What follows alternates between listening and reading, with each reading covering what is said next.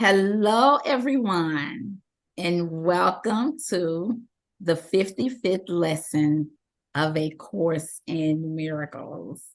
And y'all, I'm on the ninth dimension right now. But I'm going to start and read the lesson, lesson 55, and we are in a review period. It states, I can escape from this world by giving up attack thoughts. I can escape from this world by giving up attack thoughts. And the lesson reads, herein lies salvation, and nowhere else. Without attack thoughts, I could not see a world of attack, as forgiveness allows love to return to my awareness.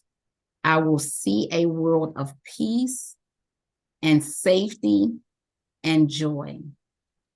And it is this I choose to see in place of what I look on now. And today, everyone, we are joined by someone who has created and manifested a new world through her healed vision. Betty Guadagno went from a drug-addicted, self-described radical atheist to a devout believer and long-term recovery, working as a recovery coach and manifesting a life beyond her wildest dreams. She will take you through her awakening journey, where she was shown her pre-birth planning, her divine mission, and the interconnectedness of all things. I'm so honored to welcome my dear friend, Betty, to the sharing group. Betty, thank you for joining us.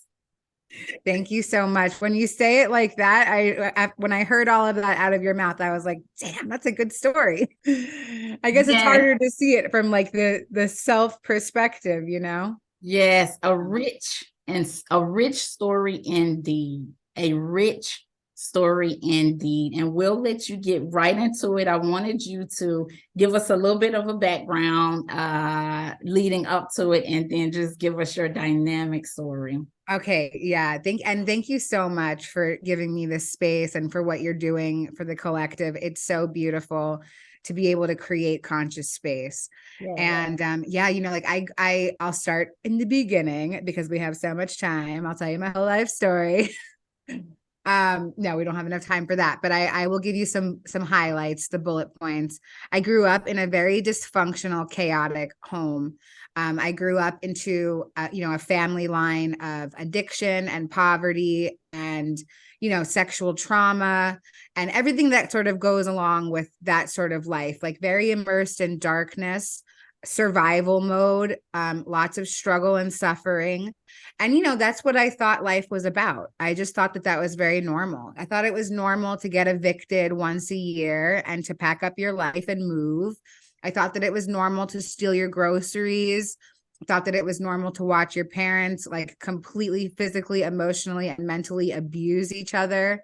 That's what I thought love was.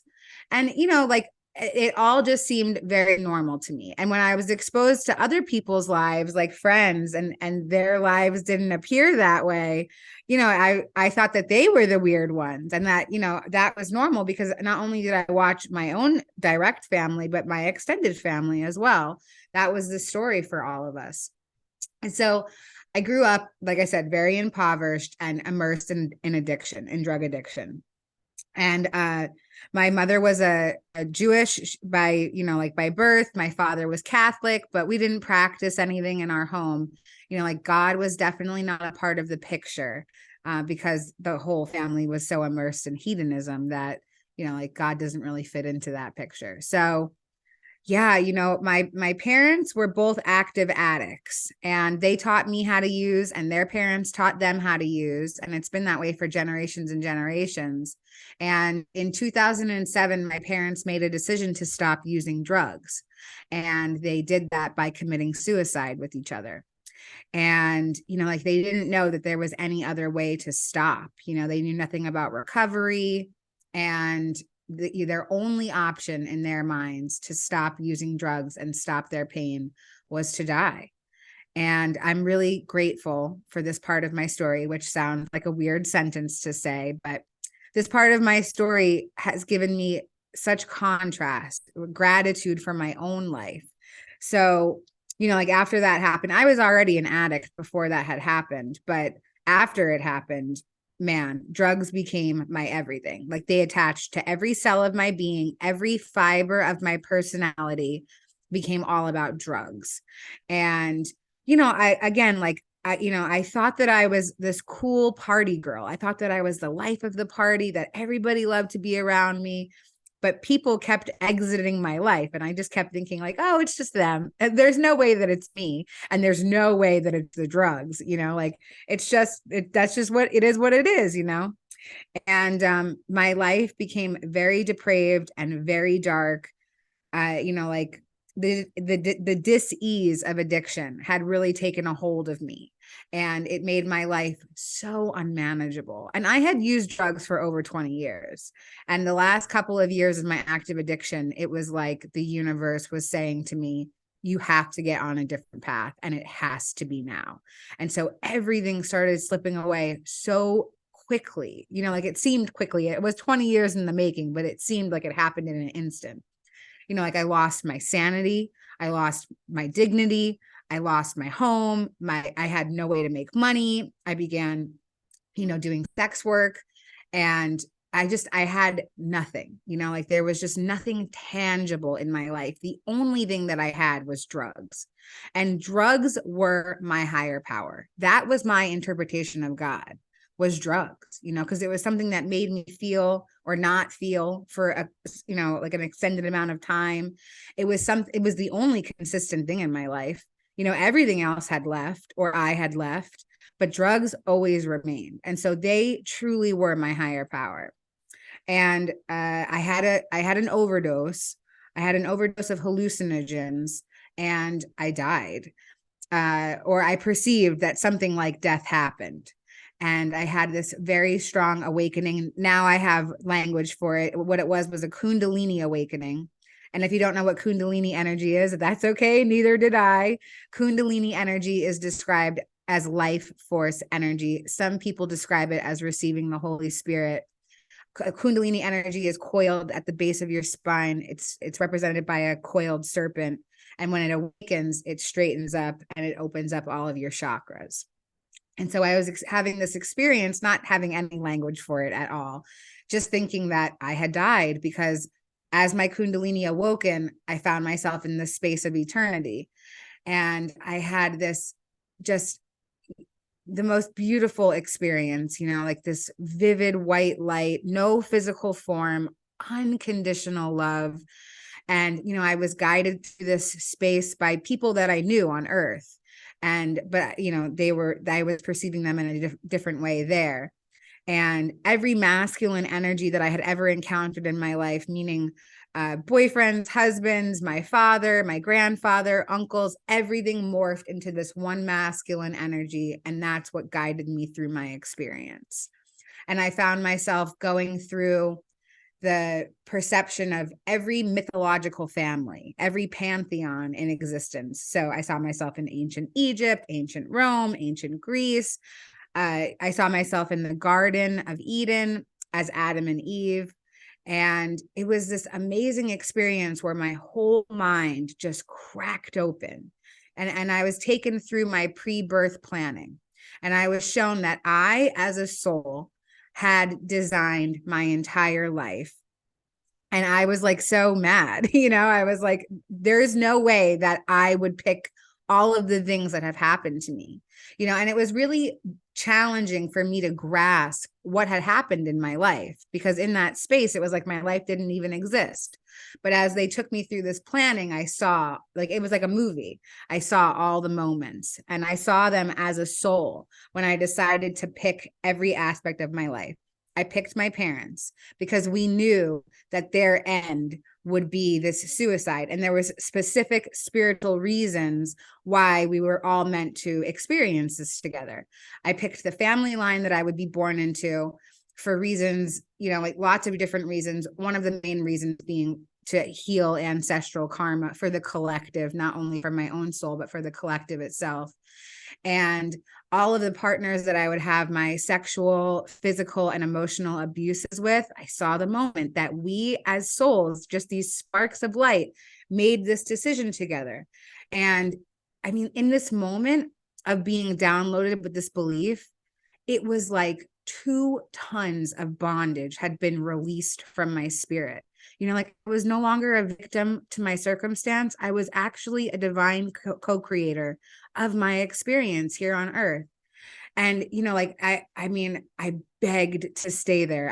Like I saw the big picture and I was like, cool picture, but I'm not going back, and they said, you have to go back. Like your mission is not finished. You are a spiritual soldier sent to earth to, assist the collective in awakening. And this is the most exciting time to be on earth. And I was like, no, it's not. Like, you guys can tell me that all you want, but it is not exciting to be on earth. In fact, it's real strife and I'm not going back.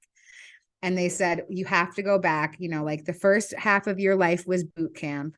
And the second half is going to be carrying out the mission. And it's going to be nothing like the first half.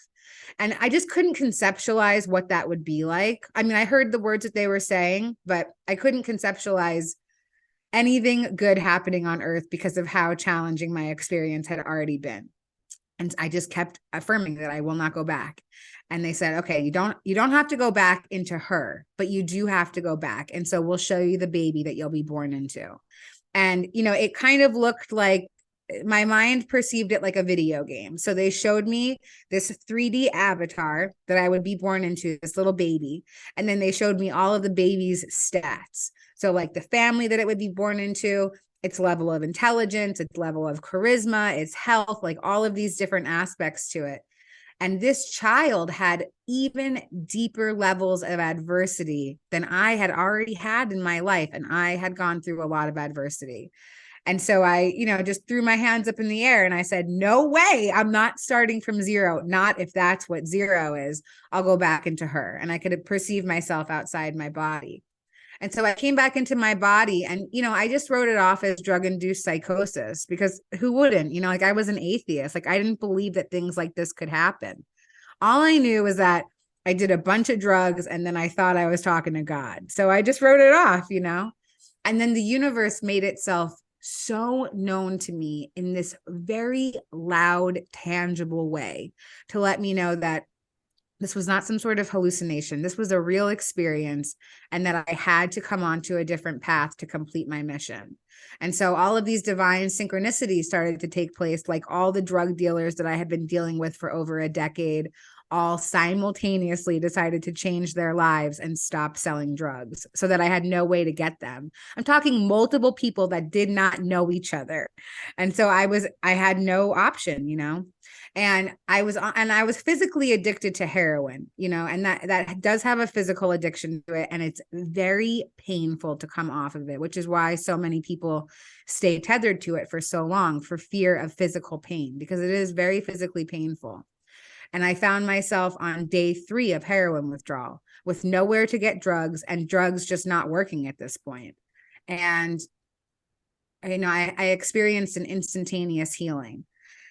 Like I was writhing in pain on my bed, just sweating, like shaking, sick all over myself. And I had this thought and I said, wow, I couldn't even kill myself if I wanted to right now because I'm so sick that I can't even get up out of bed and figure out a way to kill myself. Right then, as I said that, which to me was like my moment of mental, spiritual suicide. Even if I hadn't actually physically committed suicide, there was something in me that said, I give up. I'm finished. I can't do it, And so I had that thought, and then I heard this voice, and it said that I could request what I wanted fixed. And at this point, I am deep in the gift of desperation. Like I heard this voice, and I said, you know what? I'm willing to believe anything right now. Like I'm so sick. Whatever, this weird voice is coming in my head. Sure. Okay. I'll request what I want fixed. And I said that I wanted to no longer be physically dependent on heroin. I said that I wanted my pain receptors and my neurotransmitters fixed. And I didn't say that I wanted to be rid of my drug addiction, because I still wanted to still use other drugs. I just didn't want to be physically dependent on this one drug. And so I laid back in bed as they requested, and I saw these two little men appear in my mind's eye. And they were wearing white lab coats, and then they had these little lawnmowers in front of them. And I watched them walk through the crevice of each wrinkle of my brain. And I felt these hot, warm tingles as they went through. And I knew that in that moment, I was being healed, that my pain receptors were being restored to their natural state. And I felt X's go across my forehead. It felt like someone's thumb, and then a palm on my forehead. And then it felt like a plunger was on the crown of my head. And as it plunged down, this bright white flash happened, and I was instantaneously healed out of day 3 of heroin withdrawal.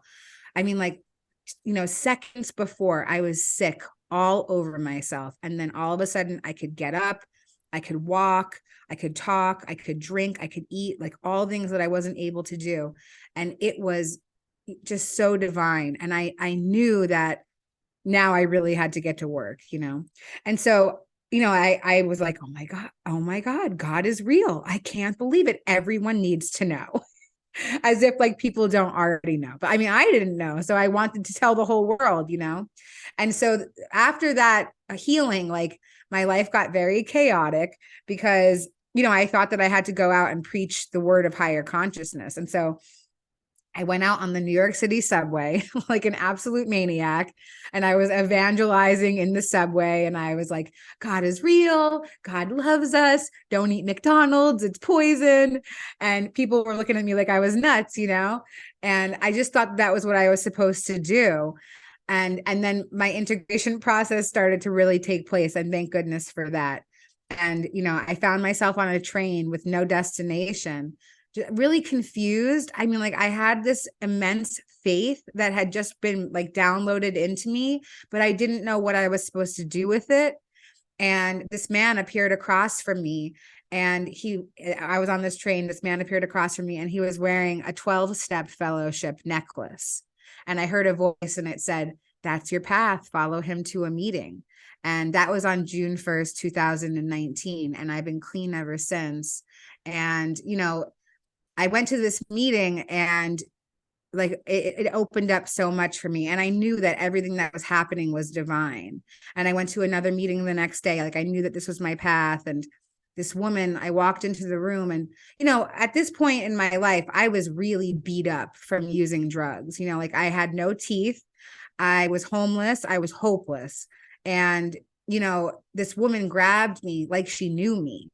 And she said, "You are deserving of all of the love in the universe." This stranger grabbed me, and she loved me. And she affirmed for me that I was worthy. And for some reason, I believed her. I mean, I didn't have any reason to, but for some reason I did. And then the next day I went to another meeting, and I found myself sitting next to the program director of a long-term rehab in Brooklyn, where I live. And I just knew that it was another divine sign, like, I don't know how to be a person without drugs. This woman can teach me. And so I had a plan that I was going to talk to her when the meeting was over. And as the meeting ended, I looked over and I noticed that she had left early. She was gone. And I felt totally defeated, but I had a plan. I was going to call there, and I knew that I had to do long-term treatment. And I went onto the bus to go home. And as I stepped onto the bus, that woman was sitting right there.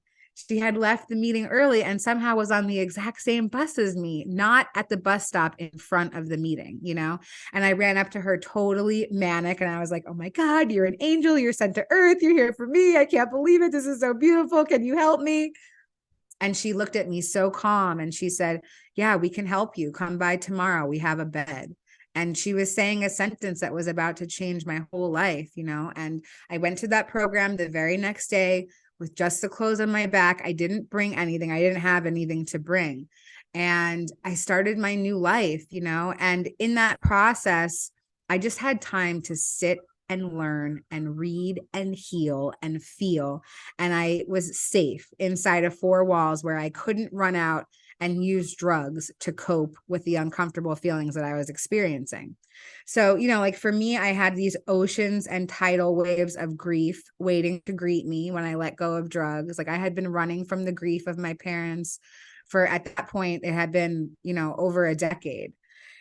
And so in my integration process, which all took place inside of that therapeutic community that I was in, I had this insatiable thirst for knowledge. I wanted to know what had happened to me, and I wanted to know just everything about spirituality.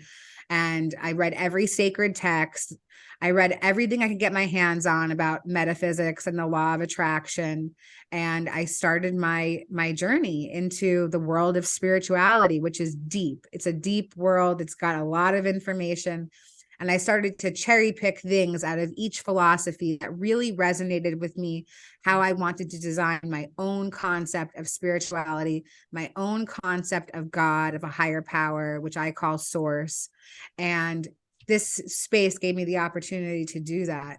And in that process, A Course in Miracles had found its way into my life.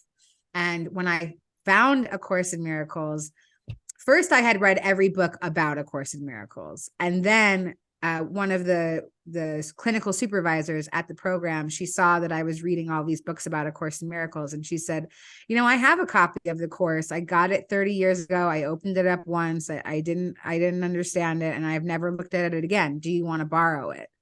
And, this is a very, very huge book. And, I was going to be in that program for 9 to 12 months. So I was like, yeah, sure. I would love to borrow it. Like I've read so much about it. And when I received the book, the way that it processed in my mind was, okay, this is a handbook for the recently deceased. And, because it reads like stereo instructions, like just like in the movie Beetlejuice, they talk about like how this book is very hard to understand and that you need somebody to help you understand it. But I started reading it and I read it with tenacity. Like I wanted to get through it. I wanted to understand it. And a lot of it really resonated. Some of the chapters I read without understanding one single word of what I was reading, but I just kept going and I started doing the lessons every day.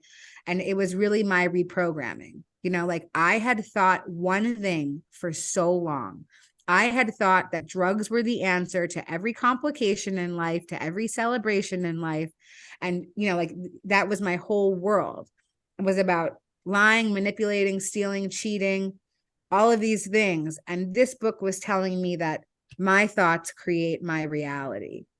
And this lesson in particular, like giving up these attack thoughts. My attack thoughts were that I need something outside of myself to help me cope with my experience. And this book helps me realize that all I need is source in my life to assist me with my experience. And, I devoured this book.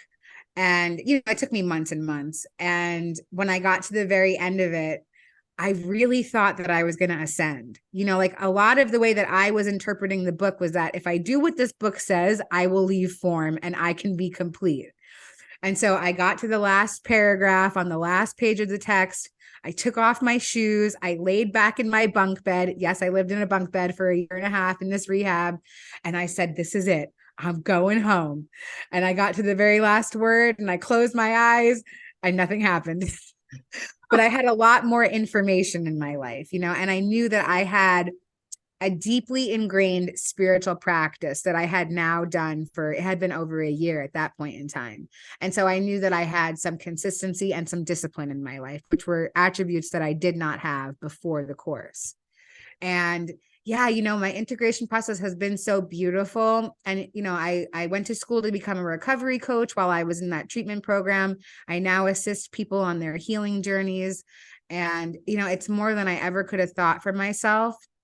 I'm immersed in spiritual community. I belong to 12-step fellowship. I study the Baha'i faith. I study A Course in Miracles. I belong to a group for near-death experiencers and spiritual experiencers on the IONS platform. And my life is so rich and full of people. And Source continues to send me beautiful soul connections like this one in my life all the time. And, like my life before was so isolated and so depraved and so lonely without any being or any belief. And today I have so many beliefs in my life today that let me know that this is a life that's worth living, and that I am truly the creator of my experience, with the help of source and the universe behind me and my angels and my guides. And yeah, thank you so much for letting me share this very raw, vulnerable piece of myself with you. Wow. Let me just say, wow. Thank you so much for sharing that dynamic experience that you had. It's a lot. It's very rich. It's very layered. First of all, congratulations on your recovery. What a huge accomplishment. And not only that, Betty, but congratulations on breaking that generational curse, right? So that's just amazing.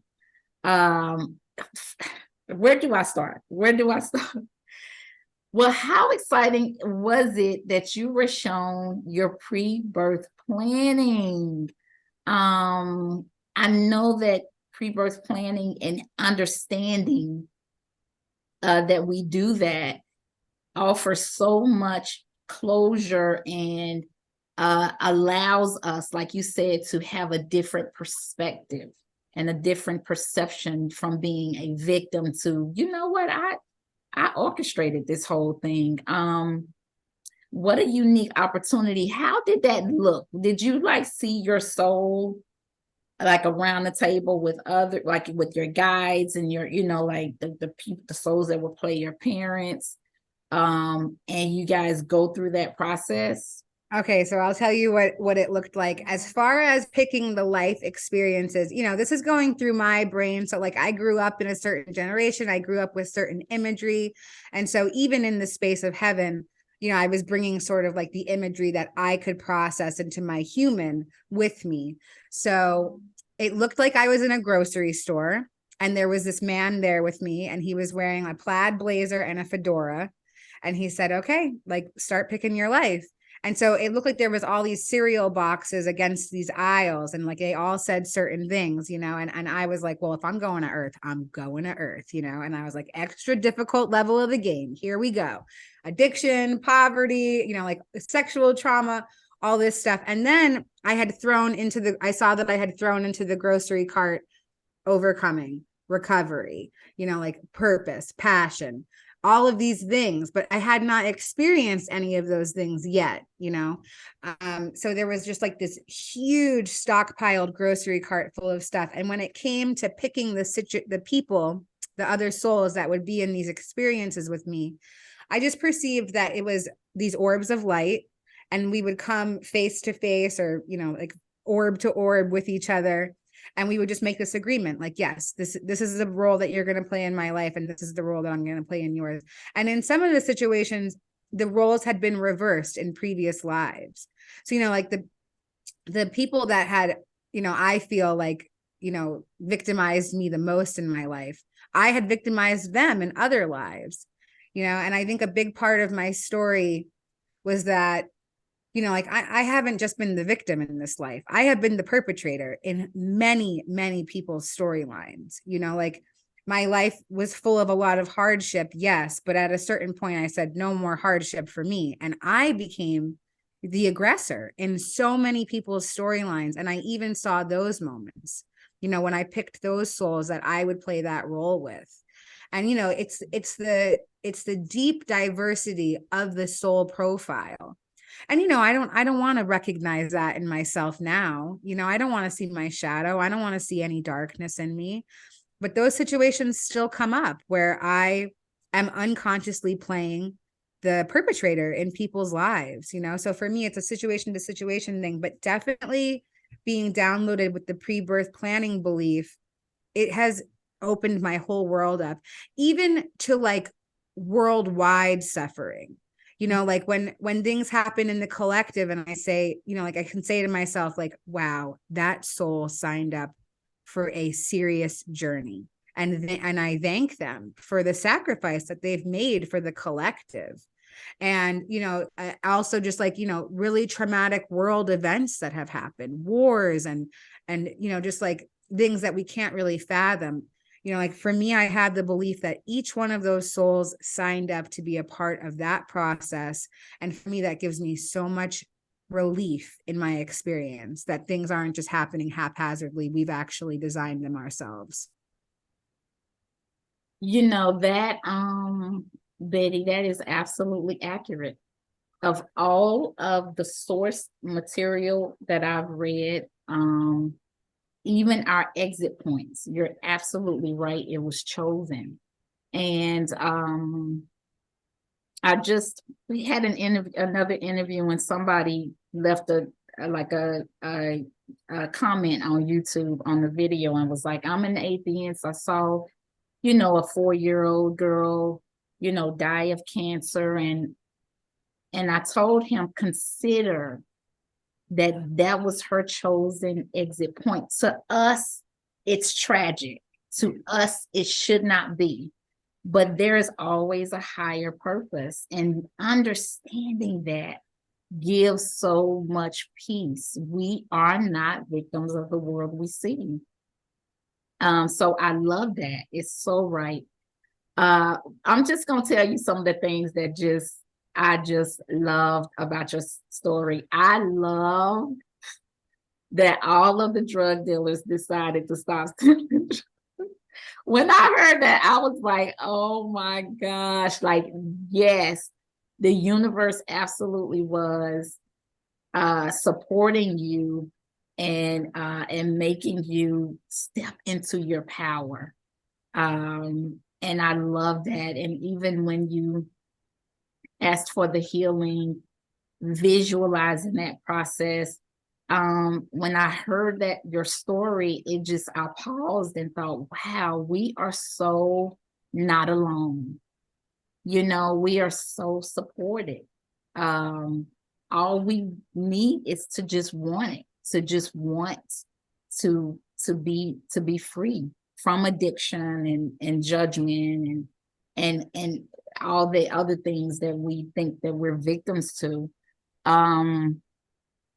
Betty, I always say that the hell that we have gone through is what makes us so powerful, wise, and compassionate, because we've been through it, right?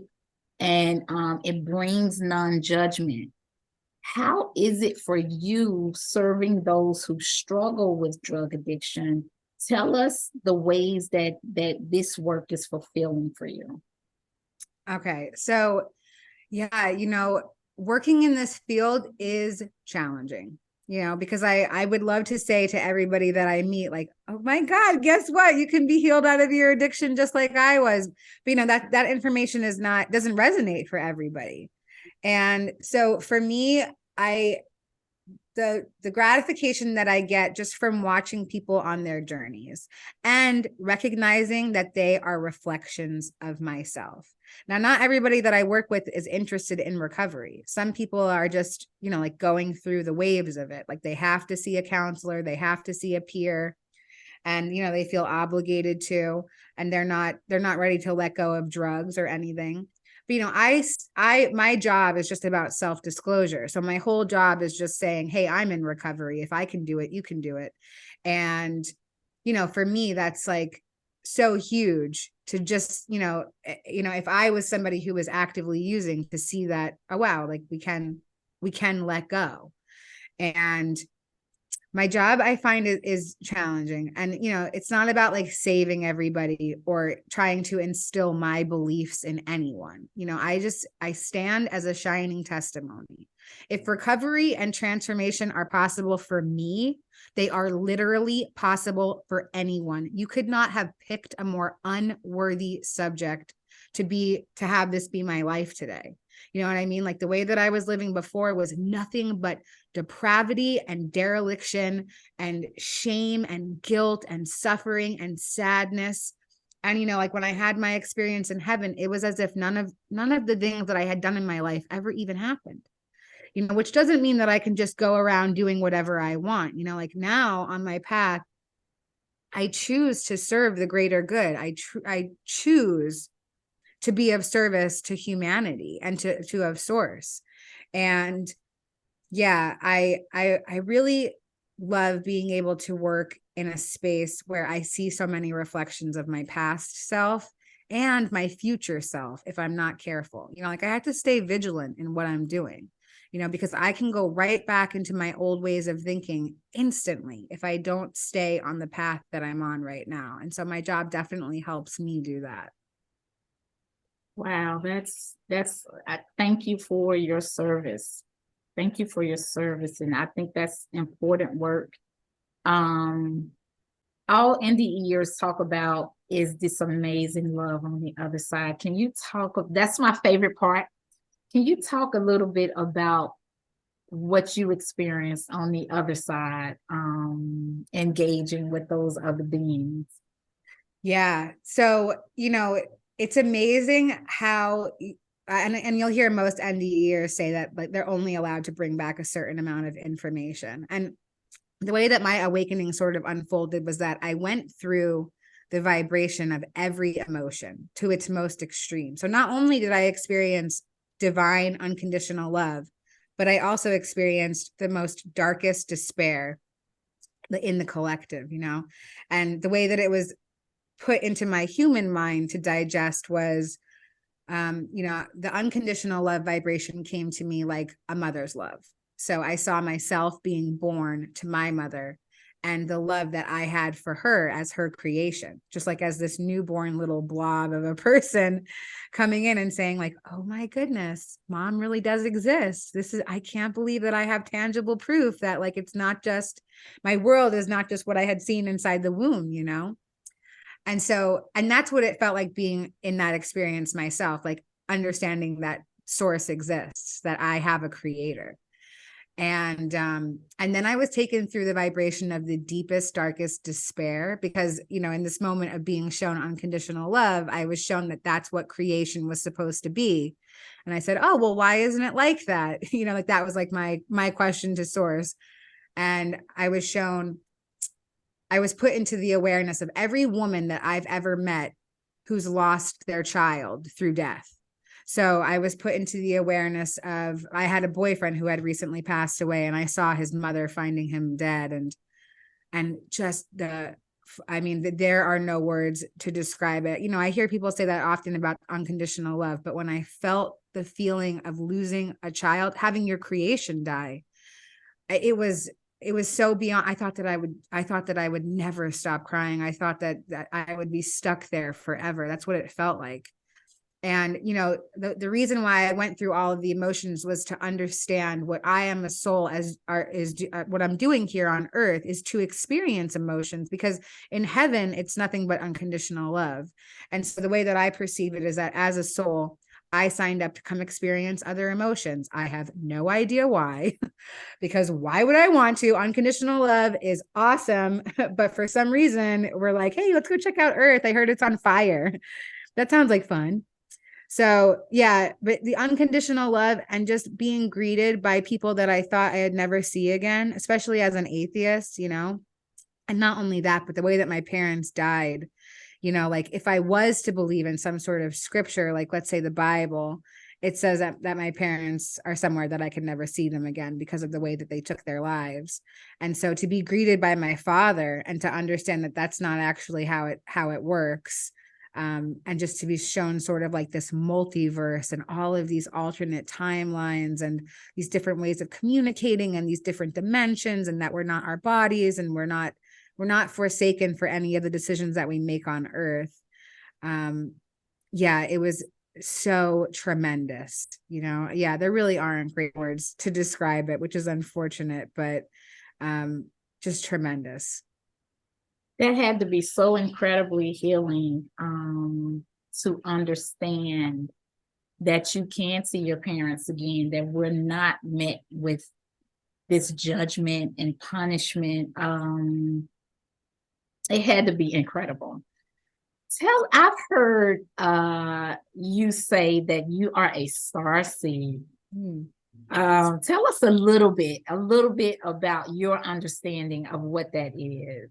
Okay, so I perceive that I am a star seed from the constellation of Orion, and the way that I understand the concept of star seeds, and again, I'm designing my own universe. So, like I said, I've taken things out of all of these different aspects of spirituality, and I've designed what resonates the most for me.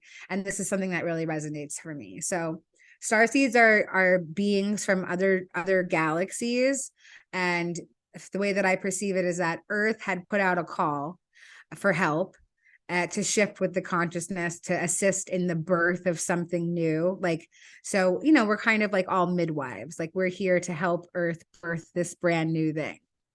And yeah, I perceive myself as a second wave volunteer. I also perceive that I've been on Earth many, many times before. And the concept of star seeds is sort of like a science fiction sort of concept, like thinking that I'm this being from another dimension and I'm just here in this human form for right now. For me, it's like a really cool way to explain what another level to eternity is like. Because I understand that there's a oneness of all things. I am source, you are source, we are all fractured off of source. But for me, like it's too hard for me to grasp that concept. How could I be source? Like I'm just this little person living in this little part of the world. And like, there's no way that I could be this big giant thing. And so these are the steps that I take to get myself to that awareness. Well, if I can see myself as a being from another galaxy, then it gets me one step closer to understanding the infinite, because my mind is expanding more and more with these different concepts. Yeah, I always say we are layered, dynamic beings. We've had many lifetimes on this planet, on other planets.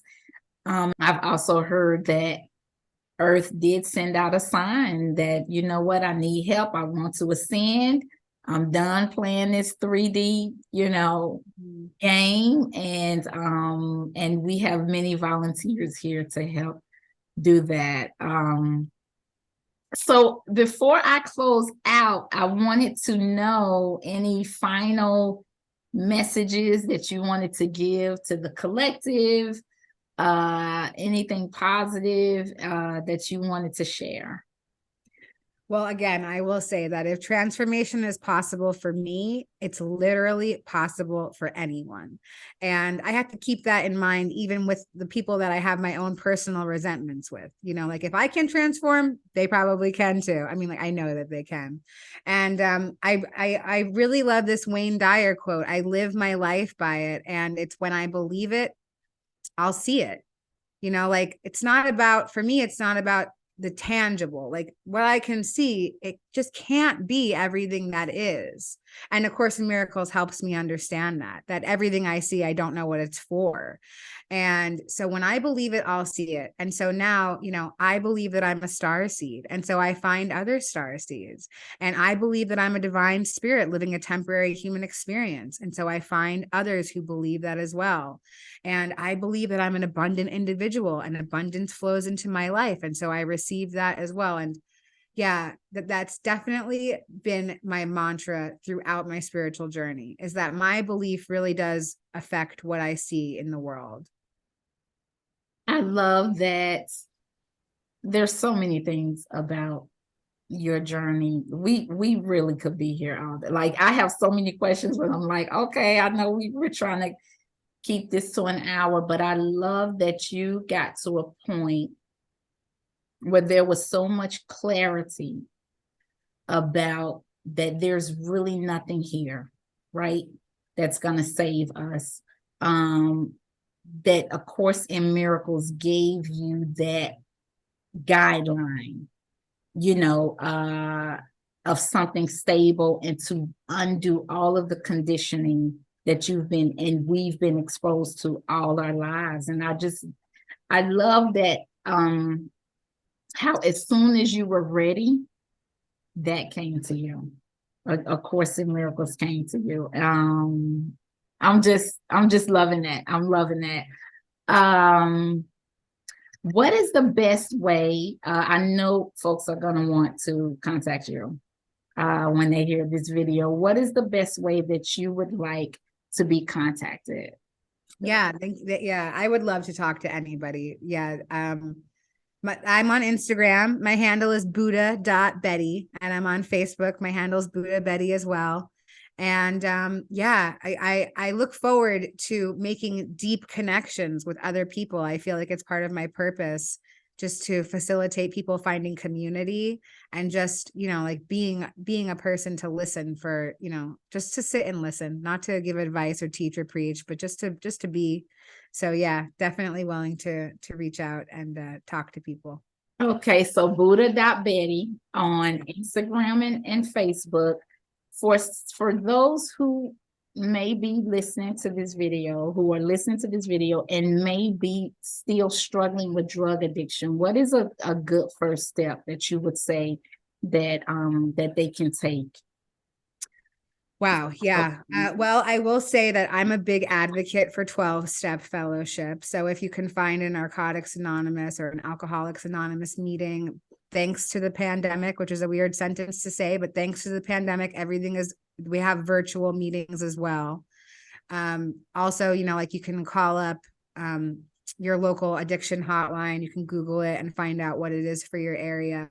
For me, I needed long-term treatment. I needed to be in a residential program because I had no foundation in my life. I was walking on quicksand. So maybe I could have tried to stop using drugs on my own, but just walking on quicksand, like anything that could have happened, like, oh my God, my shoe is untied, I have to use drugs. So my advice would be definitely to check out a 12-step meeting, and just to let them know that you're new, you're struggling, and let the people love you, because there's a lot of hope out there and people willing to help. Thank you for that. That is so true. That is so true, Betty. Okay, I'm about to read the closing remarks. This has been, I know there's going to be lots of questions for you. So everybody, Betty.Buddha. I have closing remarks for you. So Betty, the brilliance of your energy and the light in your eyes is the ultimate demonstration that we all have the ability to transmute suffering into peace. The full range of experiences your soul has chosen to embody is a direct representation of your courage and your power. You are a true alchemist in that you have transformed one thing, one experience, into its complete opposite. And through your example, we all know that we can too step into our personal power, regardless of any challenges we may face. So thank you so much for joining us, and thank you for your remarkable experience. Thank you for being here on this planet with us. Thank you for responding to the call of Gaia on so many different layers. Thank you for being here. And I'm honored to have you on the show, honored to have you as a friend, and it's just been a complete pleasure. Thank you so much. Oh, so beautiful. Yes, yes, yes. So everyone, please leave messages and comments, and let us know what you think. I love you all who have subscribed and who watch these videos. Every NDE story, I get closer and closer to source. Every NDE story is just a story of unconditional love and hope and everything. And I hope that you all feel the same. And until the next time, we love you. Have a great day. Bye-bye.